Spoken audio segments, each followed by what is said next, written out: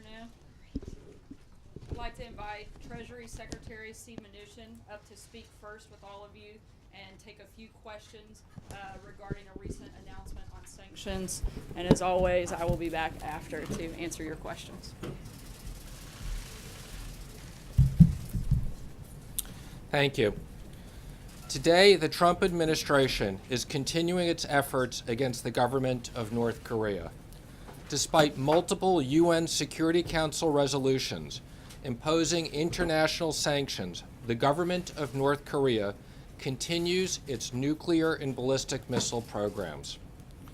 Today, Treasury's Financial Crimes Enforcement Network has found the Bank of Dandong to be a foreign financial institution of primary money laundering concern under Section 311 of the USA Patriot Act. This bank has served as a gateway for North Korea to access the U.S. and international financial systems, facilitating millions of dollars of transactions for companies involved in North Korea's nuclear and ballistic missile programs.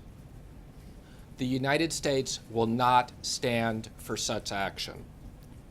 This will require U.S. banks to ensure that the Bank of Dandong does not access the U.S. financial system directly or indirectly through other foreign banks. This action reaffirms the Treasury Department's commitment to ensure that North Korea is cut off from the U.S. financial system.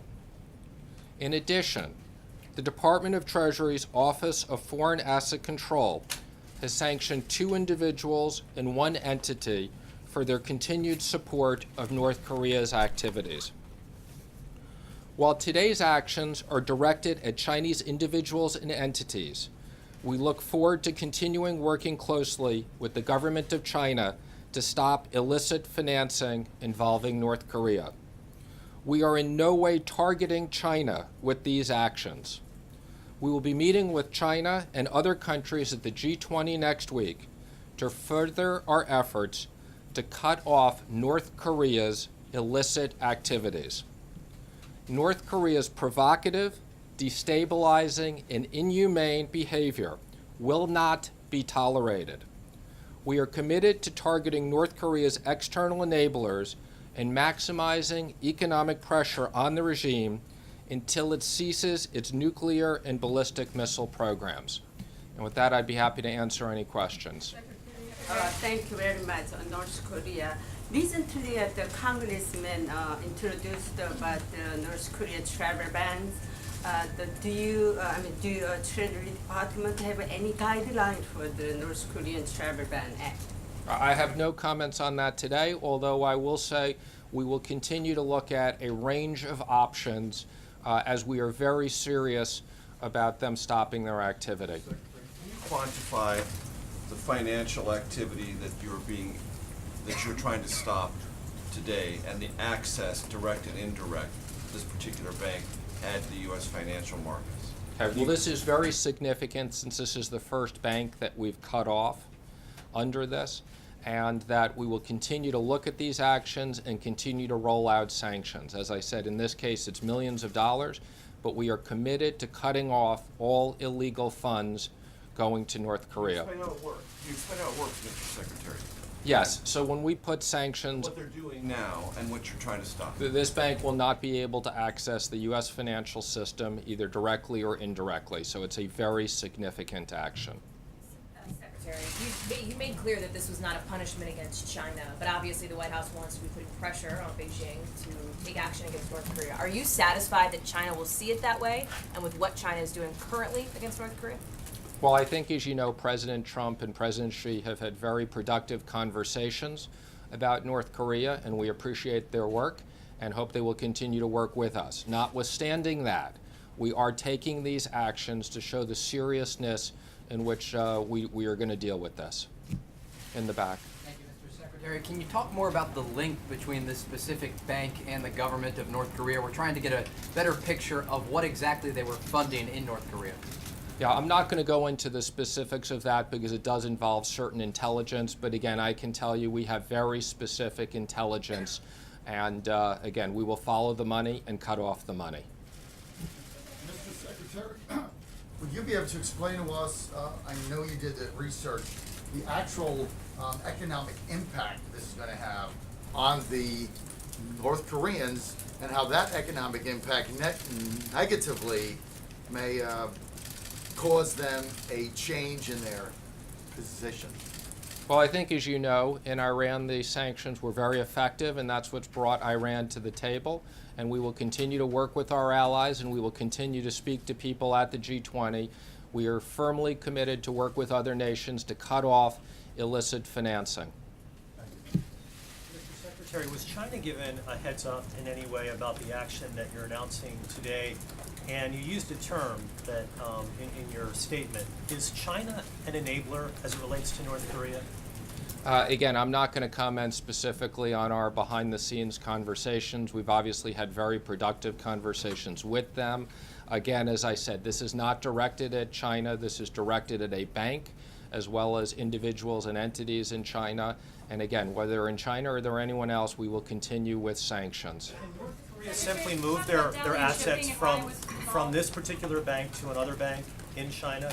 Are they permissible to do Again, that? if we find other activity, we will sanction other entities. Nobody's off limits. Quick follow-up on China. Can you just characterize whether you think China's doing enough? Because last week the president tweeted, while I greatly appreciate the efforts of President Xi in China to help with North Korea, it has not worked out. At least I know China tried. It sounded like he was giving up on China, has he? I don't think the president is giving up in any sense. I think we will continue to work with China and everyone else. The president is firmly committed that we will cut the money off to North Korea until they behave properly. Any asks of South Korea? Any asks of the South Korean leader If today? you don't mind. A few different topics. One, how much do you feel that China can actually move the needle on North Korea?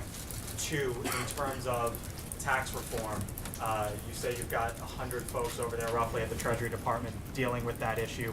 Are there any contingency plans in place in case healthcare doesn't get done? And thirdly, Janet Yellen, how much is the administration seriously considering her to remain on as Fed chair? Well, that's an awful lot of questions. So let me work backwards. Again, no decisions have been made in regards to the Fed chair. Gary Cohn and I will at some point make recommendations to the president, but no decisions have been made on that. In regards to tax reform, I think, as you've heard Gary and I say, we are very committed to get tax reform done this year. It is one of the president's top priorities for economic growth. I think the people of America understand that we need economic growth, and we're committed to doing that. I expect that healthcare hopefully will get done, but regardless, we are committed to getting tax reform done. And you had so many questions, I forgot your first one. And how much, well, let me actually follow up with you on tax reform, if you don't mind. Paul Ryan had said today that things are on track. Why should the American public believe that things are actually on track with what we see what's going on with healthcare reform, and it seems like the timeline keeps getting pushed? Well, why shouldn't the American public believe it? Of course they should believe it. We've said that. Speaker Ryan has said that. Chairman Hatch has said it. We are all 100% committed to getting tax reform done this year. Secretary, in February you received a letter from lawmakers suggesting that the Treasury Department should consider sanctioning the Bank of China. My question to you is, have you reconsidered that idea? Do you think that idea is on the table? And then the second question I had is about the debt ceiling. My understanding is that the debt ceiling drop dead time for you all is October. Does that give Congress additional time in your mind, or would you still like them to act earlier? I haven't given any specifics in regards to the drop dead date. What I have said is that I hope that Congress acts before they leave. Yet we do have contingency plans if they don't, so that the market shouldn't be concerned. But again, I think for the benefit of everybody, the sooner that they do this, the better. And as it relates to banks, again, I think as you've seen, we've taken very significant action today. We will continue to take very significant action, rolling out additional sanctions on North Korea until they stop their behavior. Secretary, one question on indirect access to the banking system. Are you aware of other banks that are providing similar access to North Korea, to the international financial system, and what other banks are you prepared to take steps against going forward? Again, let me just say, we have a team of people, both in Treasury and working with the intelligence agencies, and as we see other banks or individuals or entities, you can expect we will continue to roll out additional sanctions. This is something we take very seriously. We will be having discussions with our counterparties at the G20. This is a big priority of ours. Mr. Secretary, you said that this is not about targeting China, but this is aimed at a Chinese bank. Does it speak to a message that you're trying to send to China in any way, specifically right before the G20? Or is this really an indication of how limited your options are in terms of just dealing with North Korea directly? Well, first of all, I wouldn't say in any way it's limited in what our options are. Quite the contrary. We are committed and we will work with everybody, and nothing's off the table. Where we see illicit financing, we will stop it. And there's no message before the G20. The message to everybody at the G20 is this is a serious issue. We're going to work with everybody. But if there is illicit financing going on, we will cut it off from the U.S. financial system, which has significant impacts. Just to follow up, you're saying that in no way this is a message aimed at China. I specifically said in my comments this wasn't aimed at China. We continue to lurk. We continue to work with them. Again, this is about North Korea, and this is about how serious we're taking this, and kind of whether it's China or anybody else, we will take this seriously. Will this help with the release of the 3 Americans still detained? I'm not going to make any comments about that. Deanna Christen's question here, you say, quote, the president is firmly committed that we will cut the money off to North Korea until they behave properly. How are you defining success with that? In other words, what are you exactly looking for? I think you're going to know success when you see it. Well, no, I'm asking how do you and the administration do it? Again, I think you're going to. I think everybody will know success.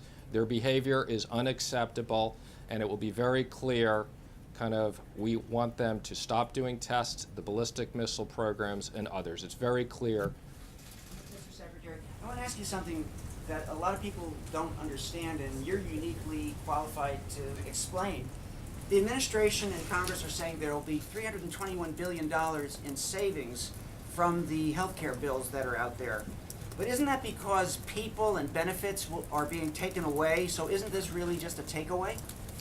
Not at all, okay? And one of the flaws of the scoring on the CBO, on this, when you look at the number of people, is that, again, there's a lot of people, when given the option, will decide not to elect to take this health care because it's a bad deal. That doesn't mean people are losing health care. I think everybody knows Obamacare was just a giant tax hike on the economy. It slowed down the economy. It's another reason why we've continued to have sub 2% growth for the last 8 years. And this administration is 100% focused on creating economic growth, creating jobs, creating proper wages, and getting this economy back to 3% or higher. Yes, right here in the front. First of all, congratulations. Thank you very much. I've got a couple of dorky finance questions. Could you talk about, just if push came to shove, would you advise for prioritizing debt payments or not? And do you believe that CFIUS review of Chinese investments into the U.S. should be more careful or more involved?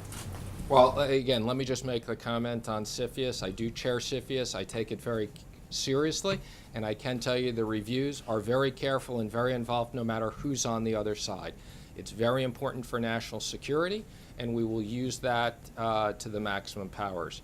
And in regards to prioritization, I think that Congress should act quickly, raise the debt ceiling, and we should pay our debts on time. Thank you, Mr. Secretary, and I was going to say congratulations to you. Thank you.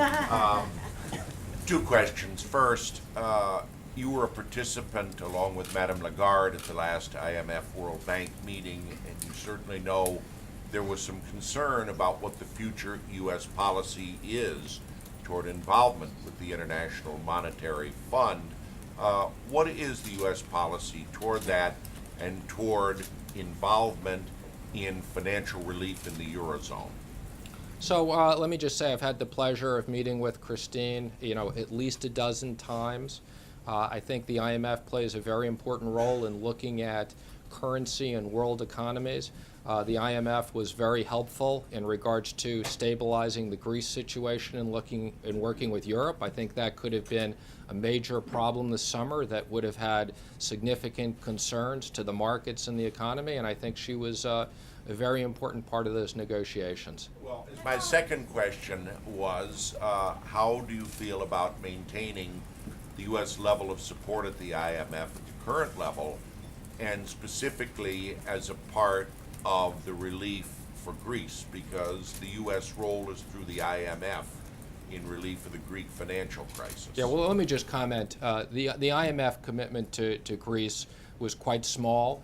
I'm not even sure that Greece are necessarily going to use that, so I think the significance was really more of a stamp of approval.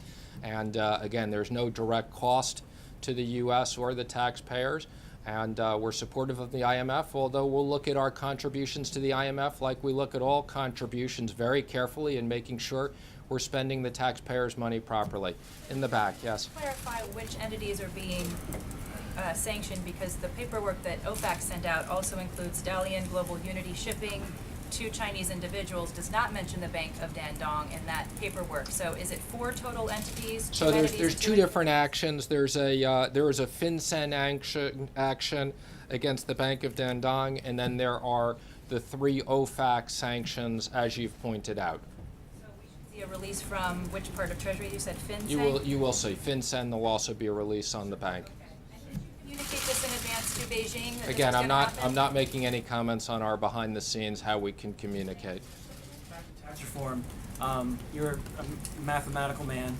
What are the chances that we get a 15% corporate tax rate or a 25% corporate tax rate in the final bill? Let me just comment. Tax reform is a pass-fail exercise, okay?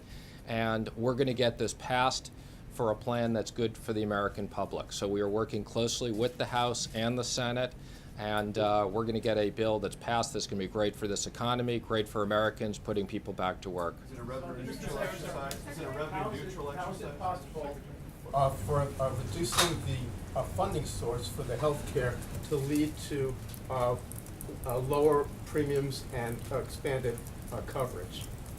Again, I'm here primarily to talk about sanctions and tax reform, but I will comment again on health care, although it's not my primary area.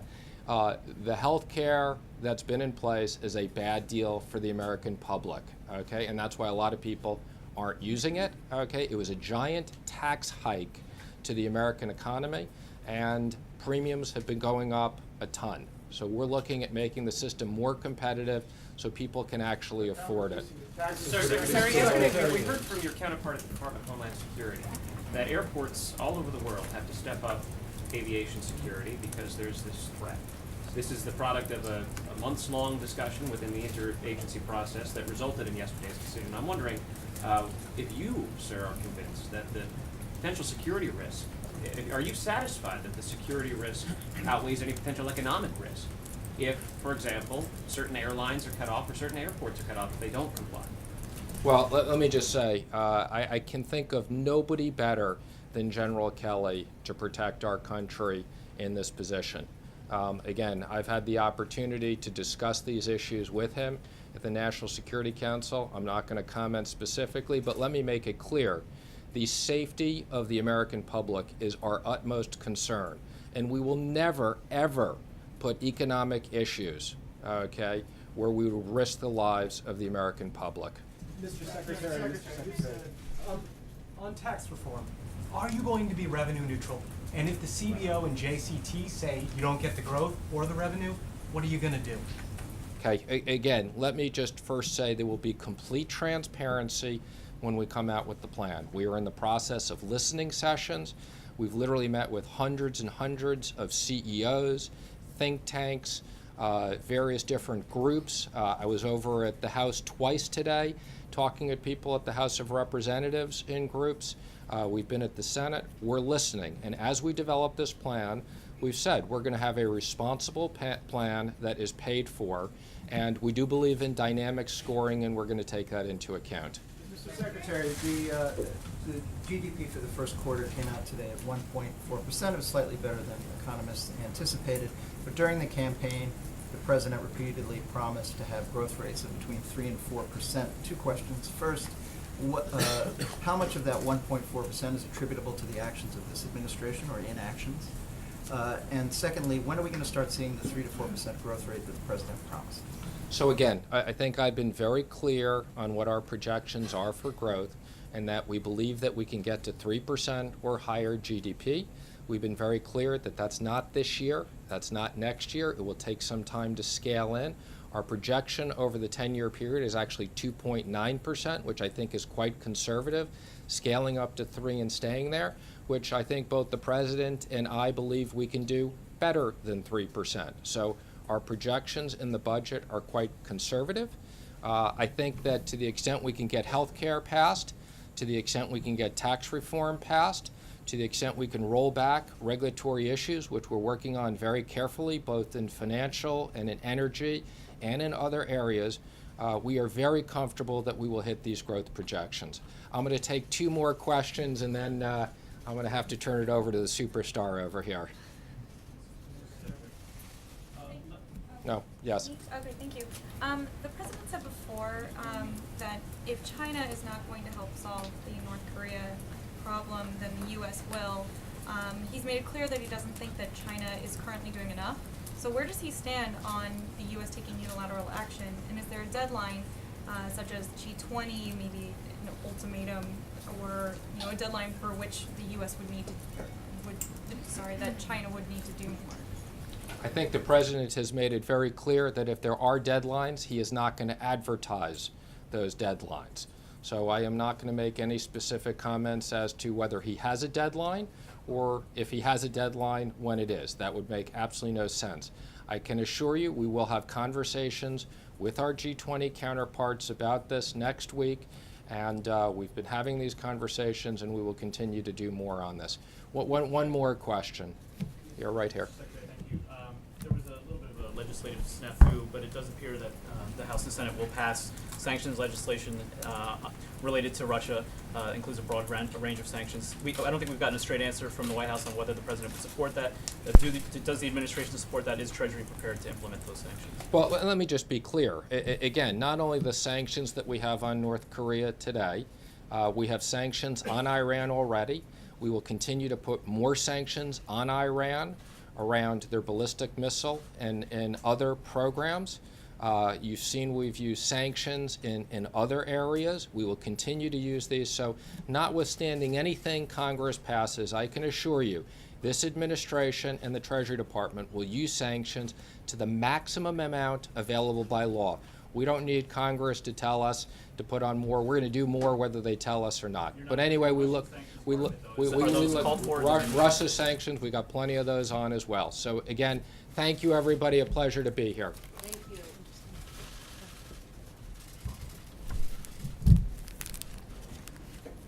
Thank you, Mr. Secretary. At the top of yesterday's briefing, you heard from Tom Homan and John Huber about how important the 2 immigration bills the House will be voting on today are in our efforts to secure the border and protect our communities. This morning, Secretary Kelly spoke about Kate's Law and the No Sanctuary for Criminals Act on the Hill, important legislation that is supported by 80% of Americans.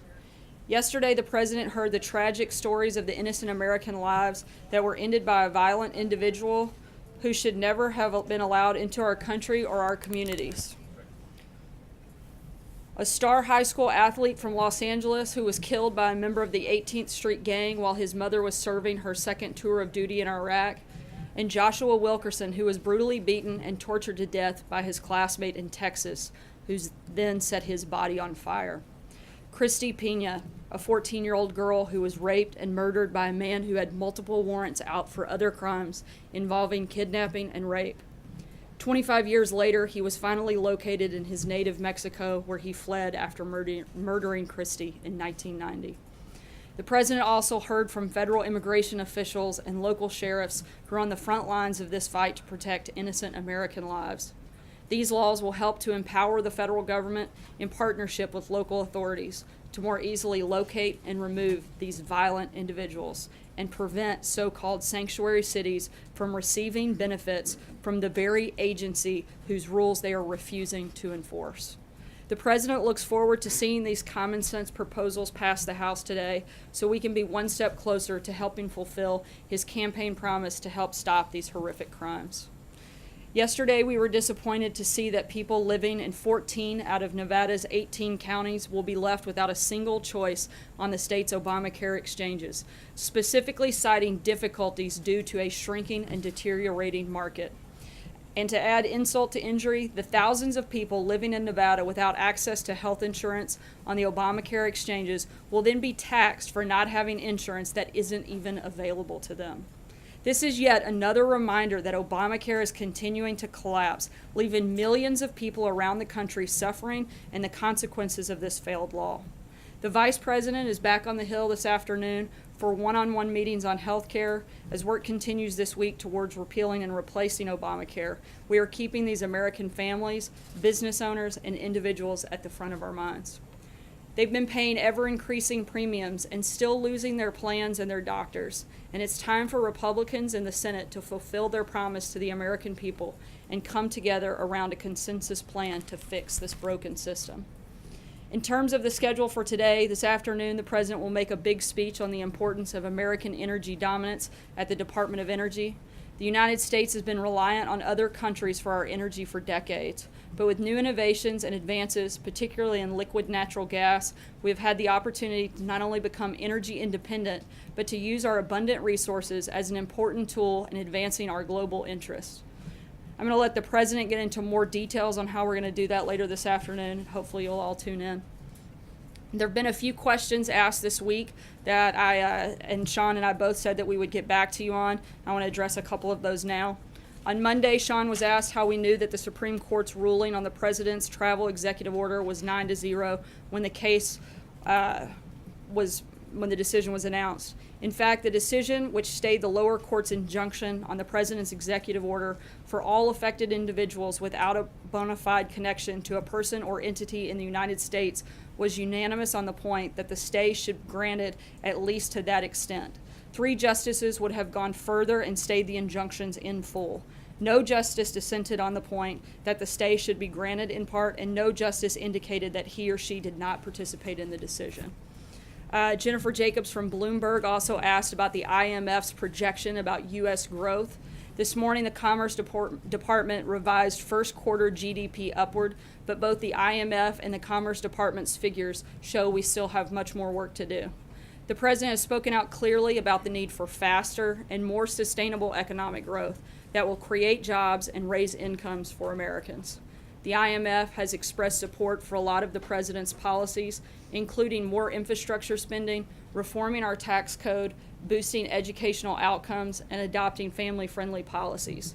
The President is also working to end job-killing government regulations and negotiate good trade policies that help workers. Lastly, Jordan Fabian from the Hill asked what deal breakers exist in Senate negotiations on the health care bill. The President isn't going to negotiate in public, but he has laid out his priorities to repeal and replace Obamacare with a system that provides greater choices and better coverage at lower cost. I can tell you that Obamacare is failing and new policy is around the corner. From our ongoing negotiations, we're confident that any amendments the Senate agrees to will make the bill stronger.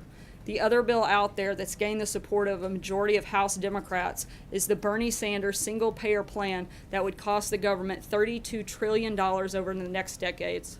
113 House Democrats, including the DNC vice chair, have signed on to this approach. The President believes that it's completely unaffordable and creates a one-size-fits-all government approach to health care. That bill and others like it on the other side that have been proposed are clearly deal breakers. Now that I've answered a couple of the questions from earlier this week, be happy to take a few now. John Roberts. Sarah, in reference to the President's tweets this morning that have been a matter of some discussion today, you said earlier on Fox News that the President has a right to defend himself when he is attacked, and it's no secret that this particular program has been very critical of him. However, the nature of the tweets this morning has drawn condemnation from people on Capitol Hill, including the Speaker of the House, Senator Graham, Senator Susan Collins, all of whom are allies of the President. Did the President go too far with this tweet in its deeply personal nature? I don't think so. I mean, I think that the President has been attacked mercilessly on personal accounts by members on that program. And I think he's been very clear that when he gets attacked, he's going to hit back. I think the American people elected somebody who's tough, who's smart, and who's a fighter. And that's Donald Trump.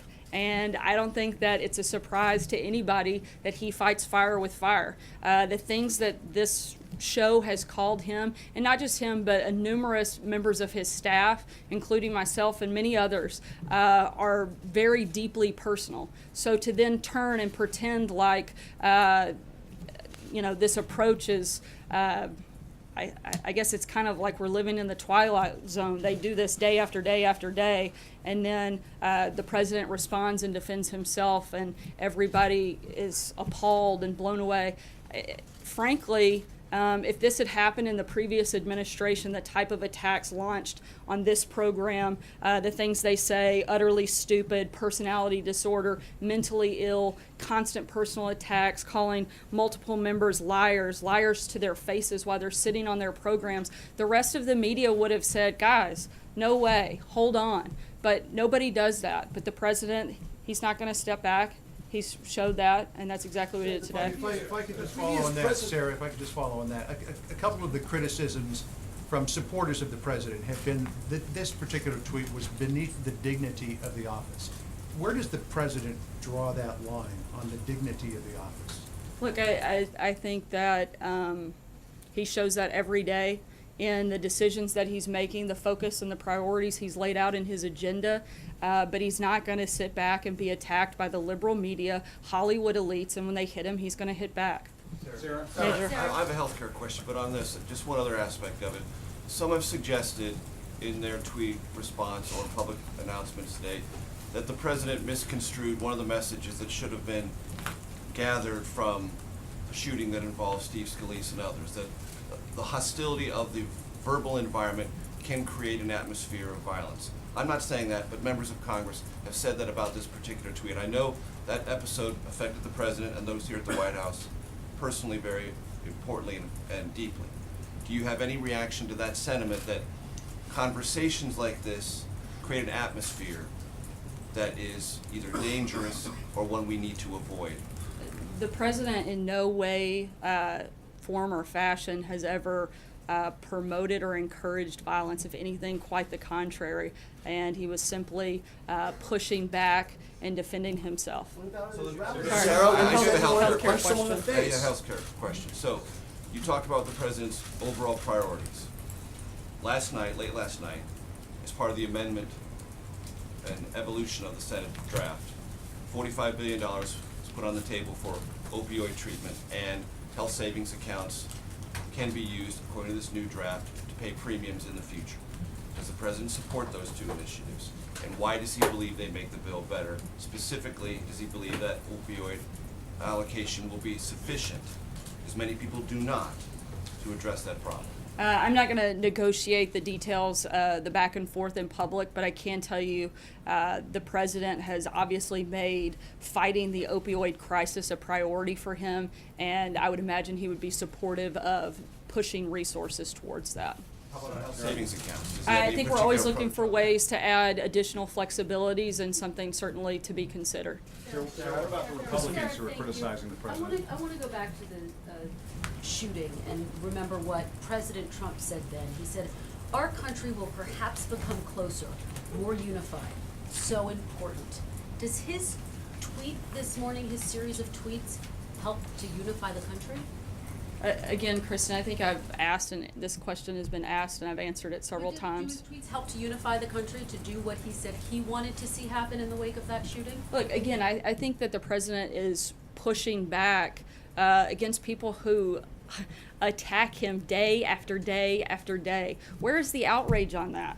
You guys are constantly coming and asking, like, is this okay? He does it one time. This is day after day after day. And it's not just the president. The only person that I see a war on is this president and everybody that works for him. There are two questions to follow up on that. One is that I understand your point, but he is the president of the United States. They are cable news anchors, so he has to stand to a higher standard.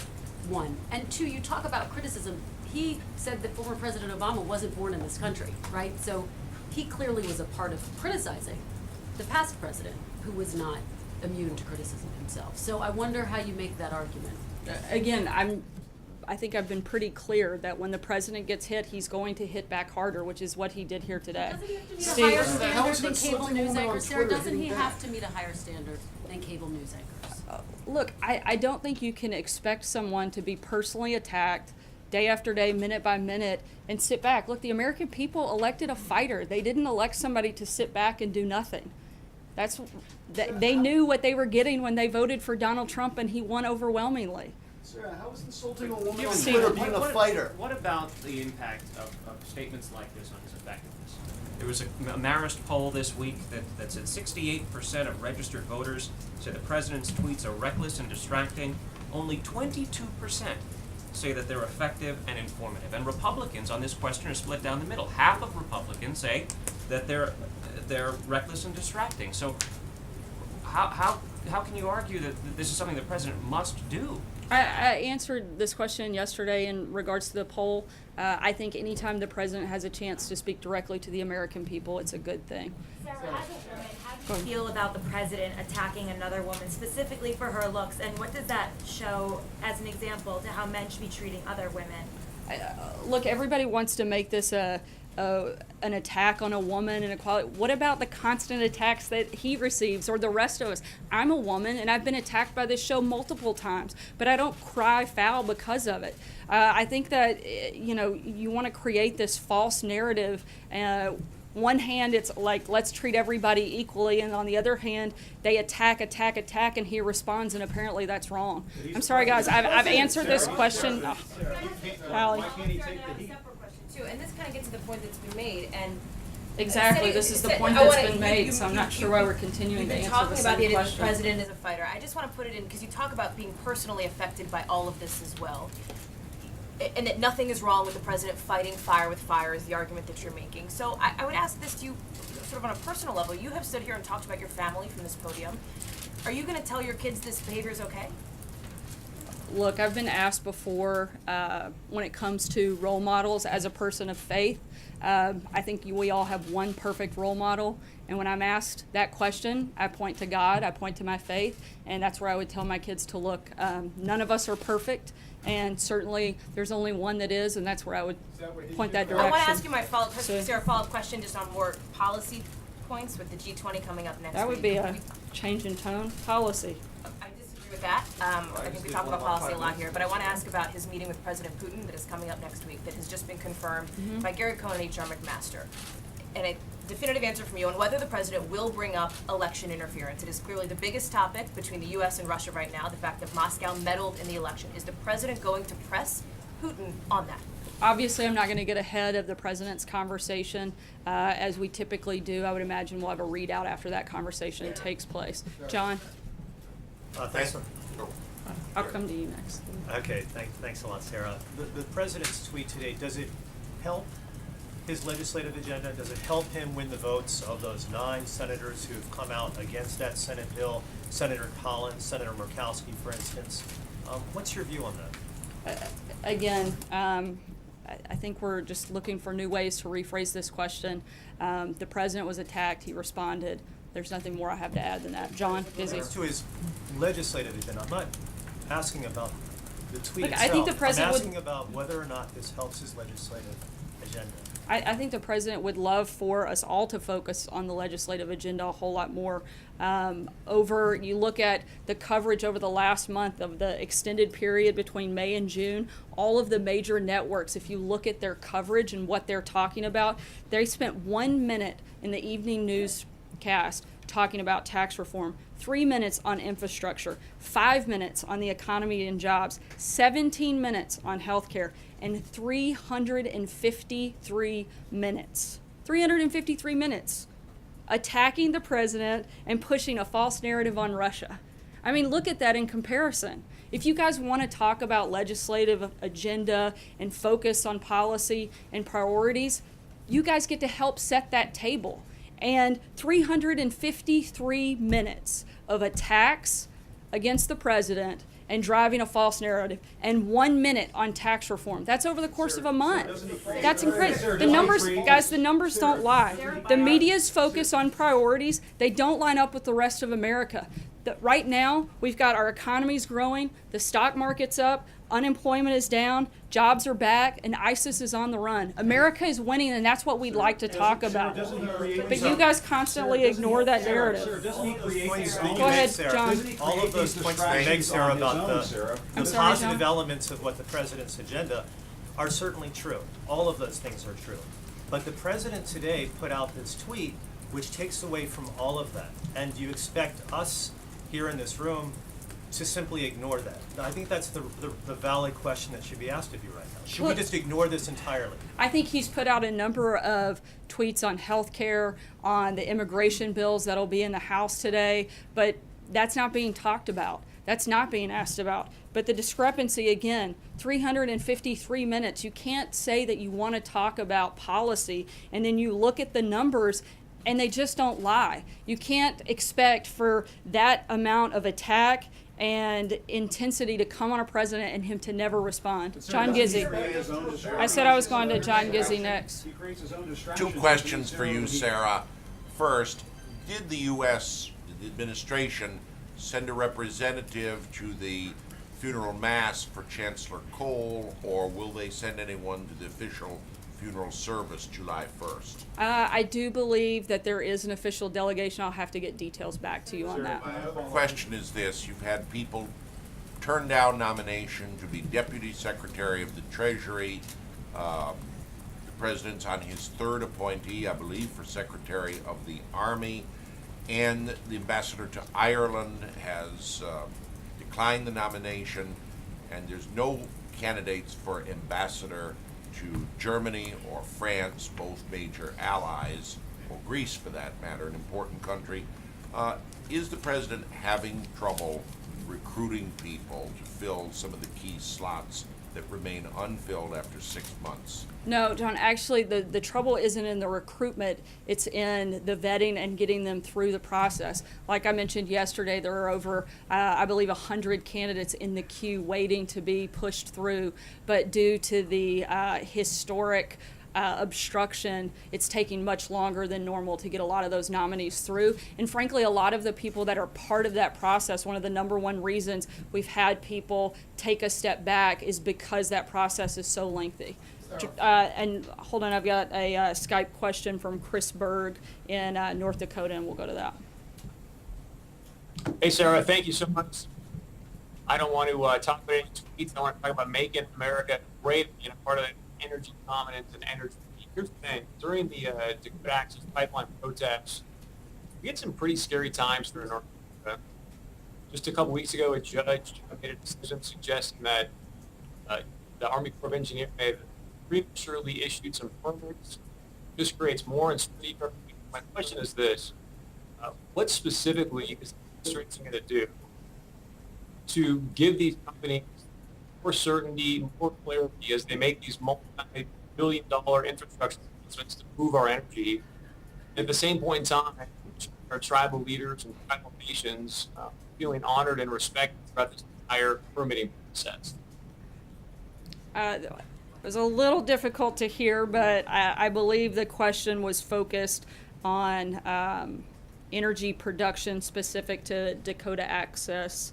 And I think we've been talking consistently about this. The president is dedicated to increasing energy production in the United States, and we're doing a part of the review of the Dakota Access Pipeline. It's the administration working with those tribal leaders and stakeholders throughout that process to make it as successful as possible. A lot of the tribal leaders also want to expand energy production and development in their area, and we're going to work continuously with them to try to make that as successful as possible. Jordan? Thank you, Sarah. I want to ask you again about this Russia sanctions legislation in Congress.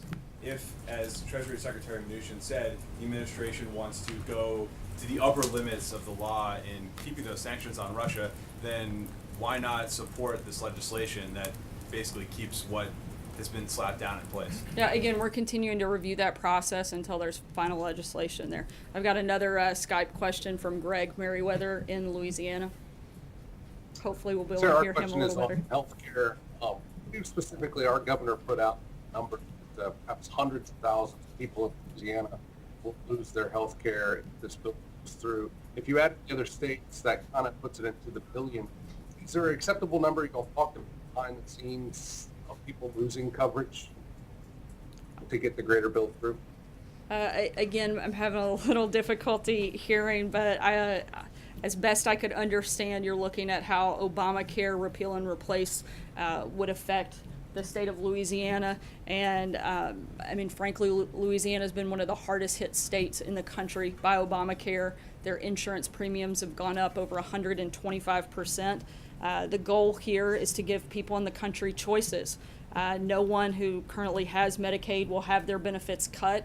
We're looking across the board, the healthcare plans that will lower taxes, reduce premiums, and offer more choices for people in Louisiana and across the country. And hopefully that somewhat addressed your question as best I could. Margaret?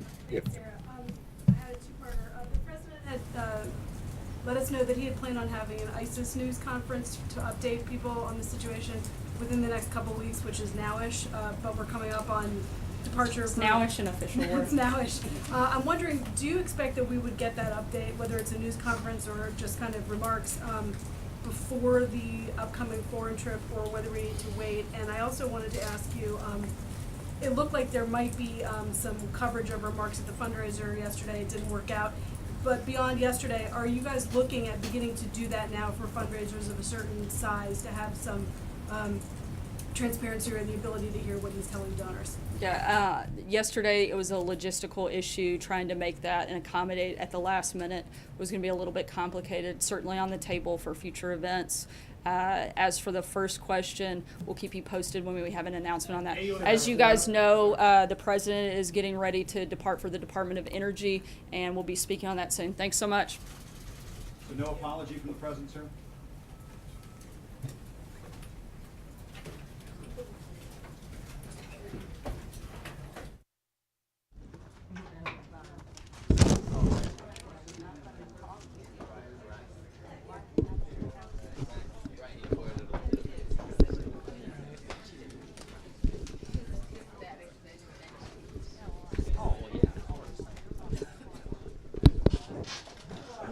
I have you, thank you. I'm back with you, thank you.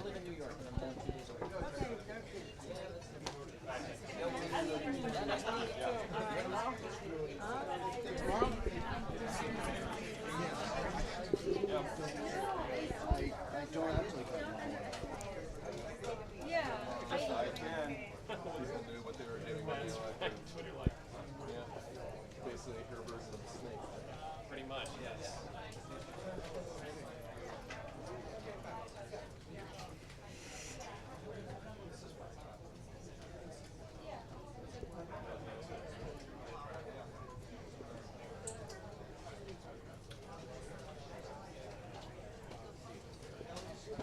Katie, this is one of those moments where there has been such a sharp backlash from all quarters. And as you point out, these tweets have really overtaken the press briefing, dominated the majority of it. And it is an agenda that the president set himself this morning when he unleashed those series of tweets. So just to break down what we heard from Sarah Huckabee Sanders, she was pressed over and over again on the tone of the president's tweets, the fact that he was calling for unity several weeks ago in the wake of that tragic and devastating shooting that left Majority Whip Steve Scalise hospitalized. The president called for unity then. Do these tweets not undercut that very important message? She dodged that question, went back to her key argument, which is that the president is going to fight fire with fire. But of course, as you just pointed out, a number of inconsistencies in her statements. Not only did President Trump advocate in moments violent acts on the campaign trail, but this notion that he is being criticized in a way that past presidents haven't been criticized just simply isn't true. I tried to make the point that the president himself, as a private citizen, tried to argue that former President Obama wasn't born in this country. So he engaged in some of the very sharp criticism before he took this office. You heard our colleague Hallie Jackson ask a very personal question, pointing to the fact that, look, Sarah Huckabee Sanders has 3 kids. She talks about them from the podium. What will she tell her children? What should